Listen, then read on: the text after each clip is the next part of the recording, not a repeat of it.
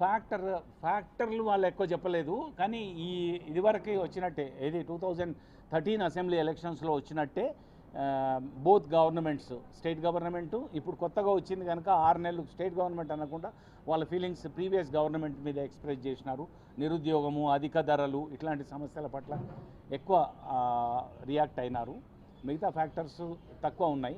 కాకపోతే కొన్ని మాకు వచ్చిన శాంపిల్లో మేము ఒక అంచనాకు వచ్చి ఇది ఒకటే కాక గత 3.5 మాసాలుగా మా సర్వేయర్స్ ఫీల్డ్లో తిరిగి పబ్లిక్ తోటి ఇంటరాక్ట్ కూడా అయినారు.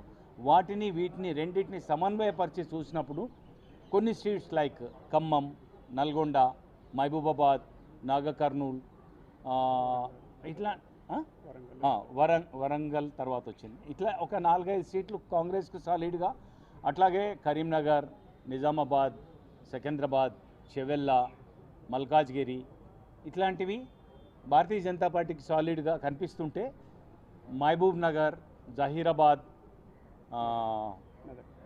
మెదక్ అండ్ భువనగిరి ఇట్లాంటి చోట టఫ్ కంటెస్ట్ ఉంది. ఈ టఫ్ కంటెస్ట్ ఉన్న 4 కాన్స్టిట్యున్సీస్లో కొన్ని చోట్ల triangle contest between Congress, BJP and BRS కూడా ఉంది.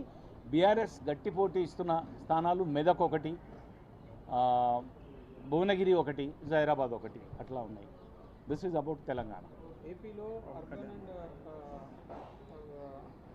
గ్రామీణ ప్రాంత విలేజ్లో మేము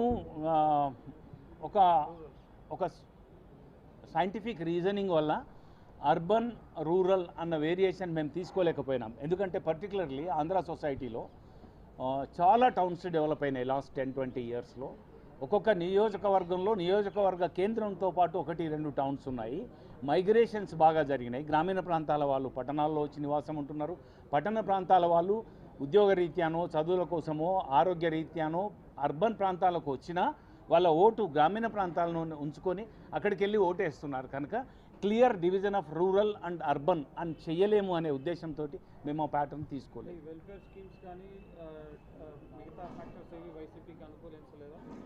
మేము వాటికి సంబంధించిన ప్రశ్నలు కూడా ఉన్నాయి మా క్వశ్చనేర్లో. అయితే వాటిలో కూడా ఈ ప్యాటర్న్లోనే రెస్పాన్స్ వచ్చింది తప్ప అంత భిన్నంగా రాలేదు వెల్ఫేర్ స్కీమ్. మా ఓవరాల్ ఇంటరాక్షన్స్ విత్ పీపుల్ వెళ్ళినప్పుడు వెల్ఫేర్ స్కీమ్ ఏ ప్రభుత్వాలు ఉన్నాయి ఇవ్వాల్సిందే అట్లాంటి మాటలు కొన్ని చోట్ల ఉంటే, వెల్ఫేర్ స్కీమ్స్ ఉన్నాయి కనుక మమ్మల్ని ఈ ప్రభుత్వంలో ముఖ్యమంత్రి చూసుకున్నంత గొప్పగా ఇంకా ఈ గతంలో ఏ ముఖ్యమంత్రి చూసుకోలేడు కనుక మేము వైసీపీకే ఓటేస్తాం అన్న వాళ్ళు కూడా ఉన్నారు.